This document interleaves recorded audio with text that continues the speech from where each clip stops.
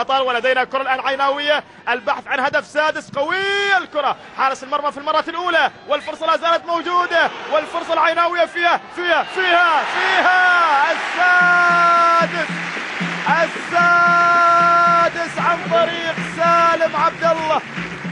يا سلام يا العيناوي، سالم عبد الله بعد أن عاد إلى الملاعب يسجل هدفا في الظهور الأول بعد فترة طويلة من الغيبة، ومن طول الغيبات جاب الغنايم.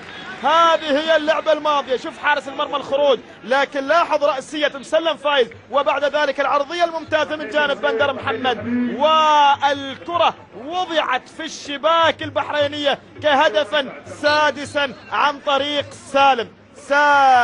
سلمت قدماك يا سالم، لأنه وضع هدفا سادسا للفريق العيناوي في هذه اللحظات. وعلى ذلك العيناوي بنتيجة كبيرة قلب الطاولة رأسا على عقب، كان متأخرا بهدف